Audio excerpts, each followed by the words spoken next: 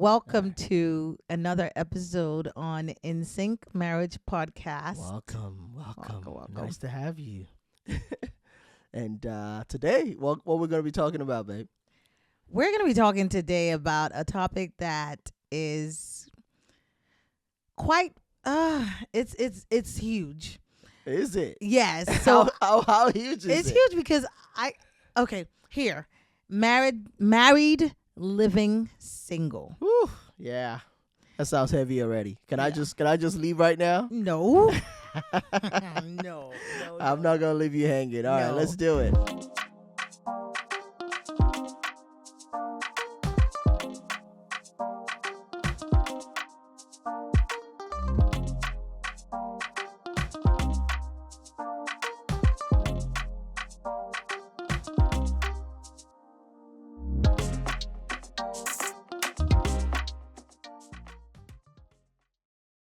All right. So this topic came to our knowledge primarily after we went for the marriage ministry program at our church called Pillow Talk. Shout out to Pillow Talk. We were guest speakers Thanks to last Pillow month. Talk. Thank you so much for that was a inviting us. wonderful time we had. Absolutely. We had so much fun. So one of the things we noticed that sort of was like an underlying theme during the Q&A section or session was a lot of people were talking about either feeling lonely in their marriage, loneliness in their marriage, or people talking about them feeling like they're married but they're living single or roommates, like being alone, feeling alone in your marriage. It was the theme of the night. Yes. So I guess we felt like, you know what, let's talk about it here. Absolutely. Let's bring it on here. We didn't have a lot of time to really dive into it, so we're gonna flesh it out today. So it sounded like a great topic to bring in-house, because it generated a lot of conversation between the two of us. Like, how do you go from being in partnership with someone, in love with someone, go from being in love with someone, building a life with someone, to all of a sudden it just feel like things are just dry. Oh, I can't stand you. Oh, I don't know you. Yeah.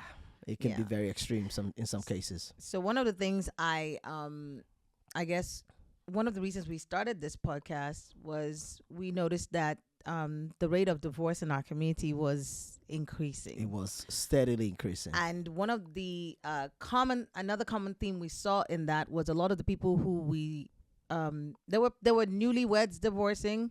There were mid-range, years being married. Right, 10 years, 15 years. Divorcing. But the one that I felt like was like just mind-blowing. Scary. Was empty nesters. Yes. Divorcing. And it seemed like there were a lot of them. As soon as the last one or the second one or even the first one goes off to college. Right. Next thing we hear, they're divorced. Yeah, especially those marriages that seem like, we're talking leaders in the community, leaders within the church that even we had looked up to their marriages at some point, right? So to hear what they're going through. We didn't really know what they were going through. We just found out that they were divorced. Right. And for us, that was heartbreaking. And we were like, what will get you to the point after 20 to 30 years of being together where you're like, I'm done. I'm just done. Right. And I think what we eventually came up with was the one thing that has brought us close enough to that point in our marriage. And that's whenever we've allowed the season of dryness to fester. Yes. So let's talk about that. All right. So I guess for us, I remember very clearly once that you brought it up as a big issue, right? The one time I was like, I am done. I think I want a divorce. Right. The big D one word. and only time you have talked to me or we've had serious conversation about divorce was when you had tried to get through to me on so many levels about being particularly present in our home, right? And for whatever reason, you couldn't get through to me, or I would. You didn't understand. Yeah, I would hear you, and I would make changes, or maybe slight changes, short-term changes here and there. But I would go back to my default, right? letting you do pretty much, I think at the time, I would say about 90% of really running the home Yeah. fell on your head, which Yeah. gosh, I can't even believe saying saying that out loud now is just shameful, right? But I'm glad that that season came. But going back to that, right, and talking about that time, how did you get to the point where you felt like, you know what, I'm I done. can do bad all by myself? Which was exactly what I used to say, Yeah. what I said in that season. Okay, so first of all, I remember having multiple conversations with you. Usually, they were also not always when things were good. They were usually when like I was frustrated or up to here with whatever the situation was. I would tell you, I feel like you're not present like Yes. in this marriage. I feel like I'm doing a whole lot.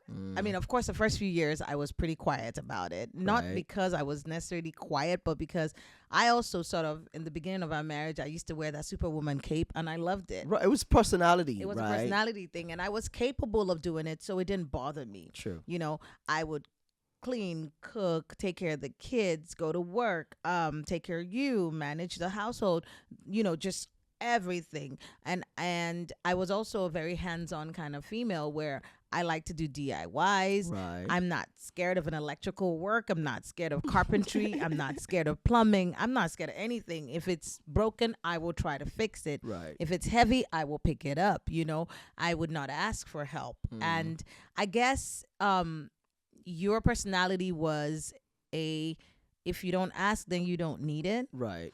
And over time, it started to become... Which is horrible, by the way. I mean, just because someone's not asking for help doesn't mean they don't need help. Absolutely. I think I've since learned, and I'll let you get back to telling Yeah. the story. I've since learned that you shouldn't have to ask. No, absolutely right? not. In a true loving relationship, True partnership. I should be able to see and mitigate some of the worries that you're carrying. I should be able to see and say, hey, let me help you here.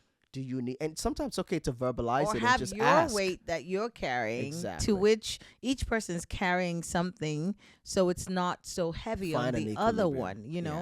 one. It was okay in the beginning, Right. until it wasn't, until it got to the point where I don't even know when it started getting too much for me. I think you carried a lot of weight for so long, and the weight got Finally too crushed heavy me. for you. It finally got too heavy. That's what yes. it was. And so I would bring it up. And when I bring it up, you would go, okay. And then you will pick up something in that season. Correct. Maybe in the next 2 weeks, I would see you like maybe more active in certain things. You'd maybe Right. go drop the kids, go pick them up. We also struggled with our family calendar. You just refused to understand it or to even try. I was just not organized. And you weren't trying to even you're like, do I have to? Right. And we struggled with all of that. And over time, finally, one day I just woke up and I was done. And I was like, what is the point of having a husband if, I'm doing everything by myself? If I'm going to do it all by myself, what's the point of having a partner if I'm going to do it all by myself? I can do battle by myself, And so I had tried many ways. And then we got to a point where I brought it up again. And then you started giving me the whole, I don't understand what you're talking about. Like, I'm trying, I'm here, Right, I'm doing this and that. Because again, I think in these scenarios, right, I don't believe that, well, with the exception of those who are just malicious, right? Mm-hmm. I don't believe that one partner is just like, oh, I'm just not going to do anything, or I'm just not going to be present. I think in that season, in my mind, I was pulling a lot of weight too. You were. You know what Yours I mean? was you go to work, you Right. pay the bills. Right. In my head, I'm thinking, That's what men do. what are we complaining about? So I feel like a lot of that is also because that's the kind of stuff we saw growing up. True. That's how we were raised. Daddy right? goes to work. Daddy pays didn't know what was going on at home. Mom handled it, and that was it. yes. And so when you finally hit the wall and you had that conversation with me, I was lost. I was truly lost because I'm like, I don't get where this is coming from, especially when you said, I want a divorce. Yeah, I was like, I may as well just do this by myself. That part was the shocker, and that was the part that I didn't understand because I'm like, well, okay, how did we go from 0 to 100 like so quickly? Like, fam, calm down. Like, what are we No, talking but at about? that point, and this was in our 10th year. It was exactly 10 It was years. exactly 10 years. It was the Yes. summer of that year. We even already had our 10-year Europe trip. European trip planned out. I was booked. looking forward to that. Yes. And And I here, was like, here "Bruh." goes Auntie talking about she wants a divorce. I'm like, somebody please help me. And then what did you do? What were the steps you took? After I saw that, you literally looked like a deer in the headlight. You did not understand what I was talking about. You sincerely did not. Right. So I went ahead and decided to call our pastor. I sought counsel. I called our pastor and I told him, I said, first of all, he's like your big brother. He is. So I knew that he could, first of all, if I wasn't even calling him to talk to you, I was calling him to inform him that I've reached the point where I think I'm done and I'm going to leave you. And we're both in leadership at church, and it's important for Right. him to know that. I don't want it to be a shocker. I want him to, know. And he was like, whoa, whoa, whoa, whoa, whoa, whoa, whoa, whoa. You wanted to give him a whoa. preview. Whoa, what is of going what's on? coming. Yes. And so I explained to him, and then he goes, where are you? I'm like, at home. Is Sami home? I said, yes. He said, y'all stay right there. I'm coming. Stay put. And this was in the evening. I would never forget. It was literally nighttime, and he drove from his home, which was more than 40 minutes or so at that time, Yes. drove from his home straight to ours, and we sat at the dining table that day. At first he told me to go away, and then he sat and spoke to you. Yeah. And by the time he asked me to come back, I could see the remorse in your eyes, like you finally got it. Yeah. And this speaks greatly to the Mentorship. importance of mentorship and great leadership, right? Mm-hmm. You mentioned earlier that my pastor wasn't just my pastor; it was my spiritual father, but it was also a brother, like a big Yeah. brother to me, Mhm. right? So we had a deep relationship, and Yeah. so you recognizing the fact that if anybody was gonna get through to me in that season, it was probably gonna be him, right? Yeah. And the fact that he dropped everything that he was doing to come over Yeah. to break things down to, and it's so funny because sometimes you know when your spouse is just talking about the same thing over and over and over again, And it turns to and nagging for you. it turns into nagging. You can't hear it, and then it takes someone from outside just to say the same thing she's been saying, and you're like, oh my God, that's such a great idea. I think that was the moment I had, right? It was Yeah. like, I can't believe I've missed this Yeah. for so long. And so obviously what that did was it enlightened you a little bit. Right. And you also at that moment decided you were going to go to therapy. That was your first time Yes. going to therapy. Yes. And so you went to therapy because it sort of highlighted that there was some underlying selfishness that you hadn't addressed. Like just, Correct. and when I say selfishness, it's not really like, just be not malicious, but just in general, your mindset has always just been, am I good? Self-seeking. If I'm good, I'm good. If I'm you good, know? everybody's I'm We're all okay. good. Yeah. Uh, And I justified it by being busy. And the fact right? that I wasn't complaining. Right, and the fact that I had a wife that was so strong, right? You were in leadership in church, so you wore many hats, and you, for the lack of a better way to put it, you wore it well, right? Not realizing that with me, there needed to be a soft landing. A space for me to be space able for to you be yeah, feminine, a yeah. place for me to be your wife, Correct. and not the leader again. Right. And not the I definitely did not want to be the head. I wanted you to lead me. Yes. So we had that conversation. It started a journey for us, and you had asked me to hold you accountable, to call you out if I noticed that you were slipping. 1000%. And you picked up some very tangible things in the home that became yours. Yes. And you managed them. And I remember that we talked about, okay, you might fail at these things, or you might not even do it the way that I am used to doing it, but to allow you grow the into space the to role. grow into And it was hard, man, because the first few times I'm like, oh my God. And again, because of your personality, My right? personality. What I didn't want was to now try or be trying, and then you would say, "Oh, you're not doing that well. Let me take it because you're just not doing it well." I wanted to, again, I think prior to that, when you've said something, I would pick it up, I would try to do it, and then somehow you end up picking it back up, right? Mm-hmm. So this time I wanted to own it. Yeah, you were like, don't help me. Right. Don't jump Don't in. help, don't jump in. It'll take time, just like anything else in Yeah. life, right? It'll take time for me to build that muscle memory that's needed to be able to own that thing.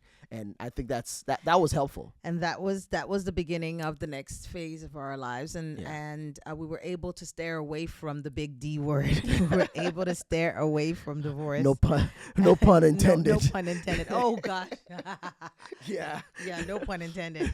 And so the I guess what we're trying to say is what leads you to the point of what gets you to the point of divorce is usually unspoken words, I believe. Correct. When you're not communicating whatever it is that is resentment, hurting, maybe? and definitely resentment. Okay. I always say that resentment is the enemy of intimacy. Whew. You know, and that's a fact, because there is no way that you can be intimate with somebody, that you can be vulnerable with somebody, if your heart is hardened towards them. You don't feel safe with them. Nope. No, ma'am. No, sir. You're gonna put up a we wall. know women and safety. They go hand in hand. We go hand in hand. If a woman is not safe with you, if she doesn't feel safe, and safety is not always about you bringing her physical harm. Yes. Safety sometimes is just her feeling like heart. A place where she can be heard, a place where she's seen, a place where she's loved, a place where she can be vulnerable. And that also, vice versa, it happens with men. Same with guys. Absolutely. I feel like there's a lot of men who, like, one of the questions that came up in that at Pillow Talk, someone said that their husband takes, whenever he's mad at her, instead of telling her, he takes the conversation outside of the house to friends. Yeah, we'll talk to friends instead of talking to her. How does she manage that? And I'm thinking to myself, by no means is that okay. It is absolutely not okay for you to discuss something you've never told me with somebody else. It's a different case if you've been talking to me and I'm not listening, and then we are now seeking counsel. Right. So you're either going to a mentor, you're going to a counselor, you're going to a pastor, or going to somebody we know who can help us, not just to be talking about me. You know, so by no means is that okay. That's number one. But sometimes the reason a spouse will feel uncomfortable talking to their other spouse is if they feel like they're not, there's not a safe environment where they can be honest. Yes. You've not built that environment where they can be honest. Where there's honesty. So I mean, definitely unspoken words, resentment. And you know, when we talk about intimacy and resentment, we always say how like nakedness is like the highest level of intimacy, vulnerability. Yes, absolutely. So how am I going to have sex with somebody that I don't feel safe with? It's not going to happen. So that's when we get to that catch-22 phrase. Which one comes first? The chicken or the egg? Chicken or the egg. Is it arguments? Are you arguing because you're not having sex? Or are you not having sex because you're arguing? Yeah. Which one is it? You know, you got to get to the bottom of it. Yeah. So that's number one. What do you think is like for you the number one thing? I want to say lack of communication. Okay. Would probably be top on the list. And then what would you say is the next one? And the next one, I want to say lack of intimacy. Okay. And then when I say intimacy, I don't mean just sex or the act of it, right? Absolutely. I mean years and years and years of building and truly knowing each other. Right. Do you remember when we learned that intimacy was into me, I see? Yeah. I remember that. Yeah, I remember that. Seeing that person deep inside who they are and them feeling like it. Yeah, because I think you know I was listening to a podcast and someone described you know, intimacy and used an analogy of guys, the way that we're built. Maybe not everyone, obviously, but we would do certain things to get to the end result, right? So I would give you a massage because I'm hoping that at the end of the massage, you're gonna get some, right? But getting past that is true intimacy, which is that my wife needs a massage. I am going to give her a massage. Just to make her feel for good, that. Right? Now, if it leads to that, great. But if not, I'm okay with myself knowing that I've just given her, served her something that she needs. And you want to know the funny thing? A lot of times, what guys don't know is if you would just serve us, I feel like we would give in. We will give you sex, honestly, because if we can tell that there is no ulterior motive behind your kindness, your love, your touch, your service, everything you're doing, there's no ulterior motive. It's actually a turn on. I think I can for speak you, for the ladies. but I think some people would argue. Most ladies, if there's no resentment. Right, I was gonna say some people would argue that then maybe the wife could take advantage of that kindness. So that's a whole different topic. And by the time you get to that, that's a whole. But if you're taking advantage of your spouse's service to you, they're serving you and you're taking advantage of it as allowing them do it, then only to tell them, oh no, I'm tired. Oh no, I don't feel like it. And you keep that's something you've turned into a coping mechanism, or you're using it as a crutch. If you're doing that, your problem is bigger. Yeah, there's something else that needs to be dealt with. That needs to get to the root cause of the issue. So you said communication, which we both agree, that if you're not talking to each other, and at the bottom of that or somewhere in that is also friendship. Yes, friendship. I love the friendship part. Okay. Maintaining, fostering the friendship between the two of you. Yes. The reason I think that a lot of people after 20, 30 years of being married and when the kids move out of the house cannot stand each other anymore is because somewhere along the line they stop being friends. They stop being friends, or did we make our marriage about the kids? There is that. Forget each other. There is that. And there's also when it becomes transactional. You do this, I do that. You do this, I do that. But it's not us walking together as a team. And we're definitely not a team. The team where we come into play as a team is parenting the kids. I see. You know your place. I know my place. You're the one that takes the kids to sports. I'm the one that manages homework. You're the one that. But it's always the kids. You know. And then when we're horny, we have sex. Or when after a while something happens that triggers that. Oh, we're happy today. We went out with these people. We have sex. But we're not actually truly intimate. We're not friends. We're not connected. That's what I was talking about intimacy earlier on. Yes. So great job. We're not connecting. You know. So because the whole end goal is. How do you get to the point where you're lonely? The whole thing is how do you get stopped doing life? Yes, together. Yeah, we have to carry each other along. Yeah. I think even in our growth, I think that's the piece that some marriages or some of us may be missing. Right. Speak on that. While we are growing, because we grow every day. We evolve. Right? Yeah. The Tosin that I knew at 20. It's not the 40+ year old Tosin. Absolutely, he's probably not going to be the 50-year-old Tosin. Absolutely right? not. Hopefully, so, right.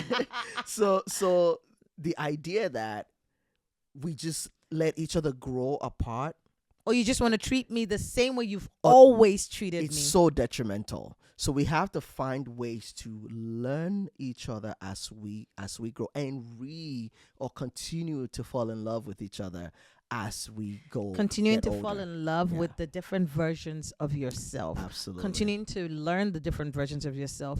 And the only way that's going to happen is to communicate as you go. Keep talking as you go. Yes. You know, sometimes we go from change to change to change. Absolutely. And I may miss the change. An example is the conversation about love languages. Right?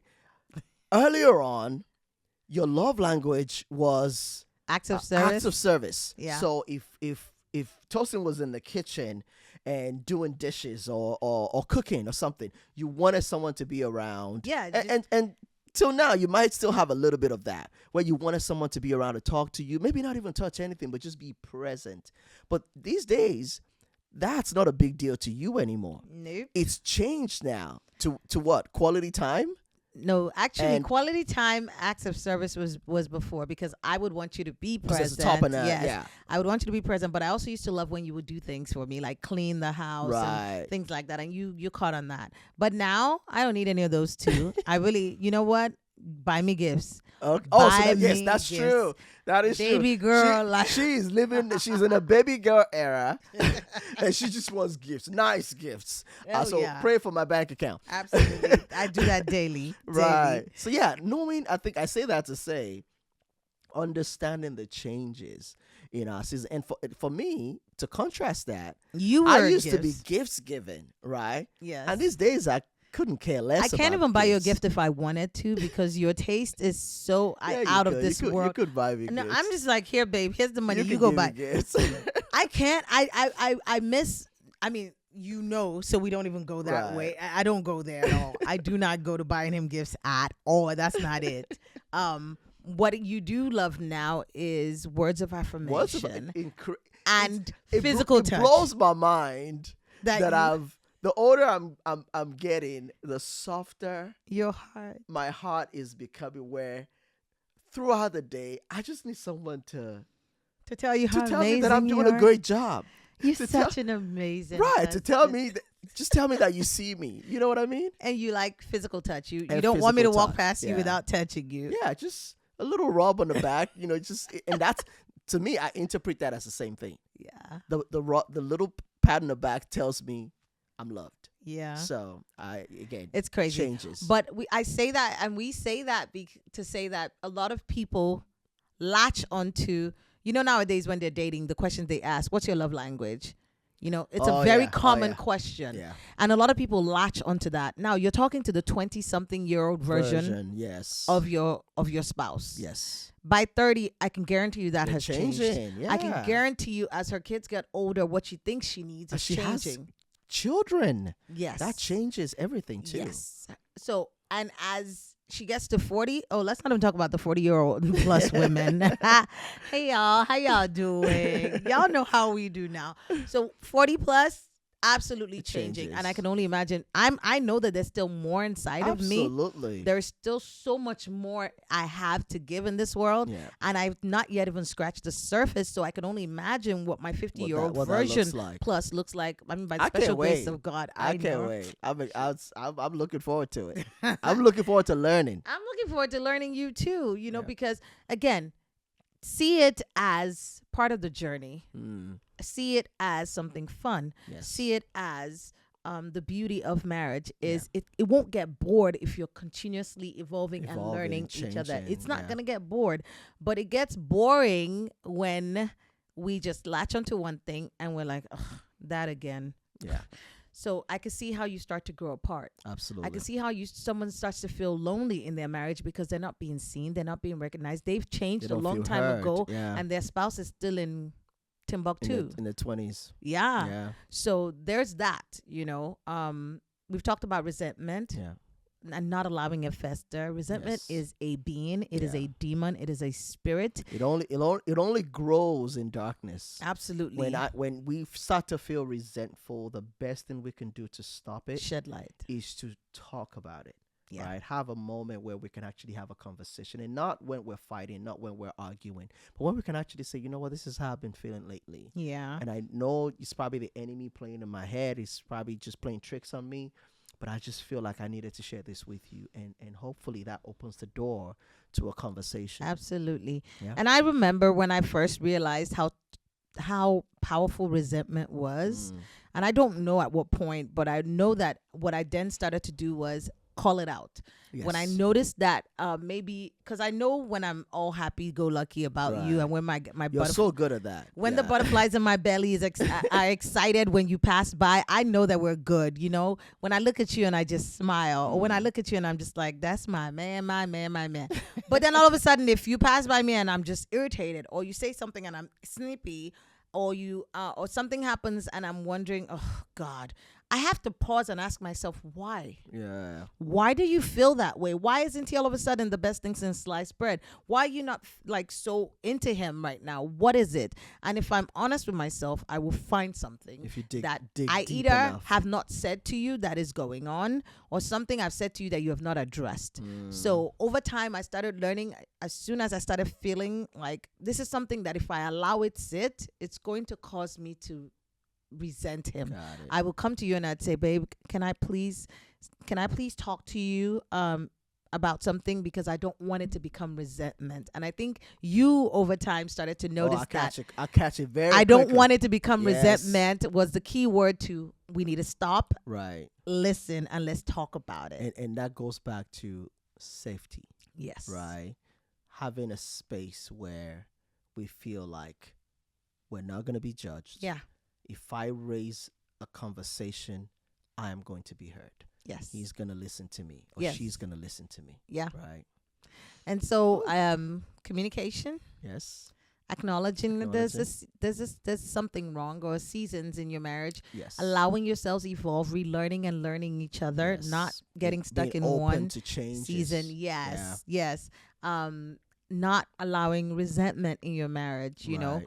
and then also definitely not making the kids Priority. your marriage being about the kids. Yes. The kids are they're That's important, but a they're whole not number conversation one. we could That's talk another about one. We're gonna later. come Yeah. to that someday. Yeah. Having mentors, Mentorship is seeking good, yeah. counsel, godly counsel, or a counselor, or friendships Yeah. that even speak community, godly community. I that think speak that's a way to put that. positive. Yeah, friends around that we can trust and we know will speak life into our marriage. Absolutely. And That- would not encourage negative talk about your Exactly. marriage or negativity. So Exactly. having all of those things, I believe, would allow you to not feel lonely in your marriage, Yes. would allow you to not live as, married people live living single Yeah. or as roommates. Yes. And yeah, I think we dropped a whole lot of nuggets. that's a lot.